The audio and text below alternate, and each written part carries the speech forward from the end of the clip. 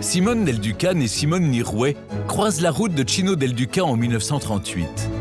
Elle était née dans un milieu bourgeois, aisé, français. Et son père avait une petite entreprise de récupération d'huile usagée dans les garages de la couronne parisienne. Cino Del Duca, il est né en 1899 en Italie, dans la région des Marches, dans une famille modeste, pauvre, qui émigre rapidement, qui quitte ce petit village. Et puis ensuite, il monte dans le nord de l'Italie et là, il devient placier de romans populaires. Et assez rapidement, avec ses frères, il monte une maison d'édition. Oui, il faut beaucoup de la chance dans la vie.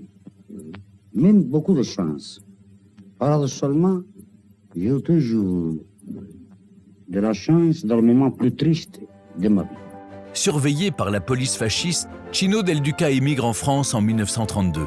Et il remonte une maison d'édition en France, les éditions modernes, où il va d'abord vendre des romans populaires, puis ensuite, en 1935, lancer Hourra, le premier magazine français de bande dessinée pour enfants. Son destin est en marche. Ne lui manque que l'amour. Sa rencontre à 40 ans avec Simone Nirouet va transformer sa vie. Ils tombent tous les deux follement amoureux l'un de l'autre. Et ce n'est qu'après la guerre qu'ils vont se marier. Et je pense que c'est deux forces de travail qui se rencontrent, deux forces de vie aussi. Épaulé par son épouse, Cino Del Duca poursuit son ascension dans le monde des médias jusqu'à devenir le patron des éditions mondiales, le 4e groupe de presse français. En 1946, ses frères inventent le concept du roman photo. Cino Del Duca, il importe en France ce concept et il crée Nous deux. Et c'est un succès phénoménal. Rapidement, Cino Del Duca s'impose en magnat de la presse.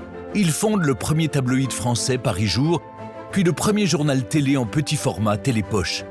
Il se lance aussi dans le cinéma, produit une quinzaine de films. De son côté, Simone Del Duca se fait un nom dans l'univers hippique. Par le biais des courses, ils ont rencontré tout un tas de gens, Lagacan ou autres, qui étaient et sont devenus amis. En effet, le couple mène grand train, côtoie le gratin de l'aristocratie et le monde des affaires. Mais ni l'argent ni le pouvoir ne leur font tourner la tête. Au contraire, ils ont déjà commencé à poser la première pierre de la future fondation Del Duca. Ils étaient tous les deux très généreux. Dès 1952, va créer la Bourse Del Duca, qui était un prix littéraire destiné à aider les jeunes auteurs dans l'esprit d'encourager les débuts. Mais en 1967, Cino Del Duca meurt brutalement d'un arrêt cardiaque. L'objectif premier de Simone Del Duca est alors de perpétuer la mémoire de son défunt mari. Au début des années 70, elle se lance à corps perdu dans le projet de sa vie, créer une fondation qui portera leur nom. Elle se trouve toute seule. Comme il n'avait pas d'enfant, elle hérite de tout l'empire de Cino. Elle va rester habillée de noir jusqu'à la fin de sa vie.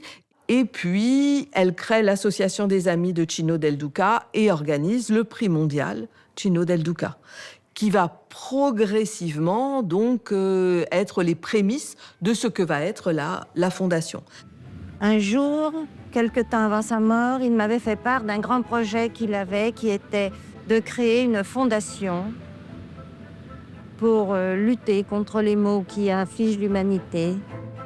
Depuis 2005, l'Institut de France s'attache à perpétuer la mémoire de ce couple de philanthropes.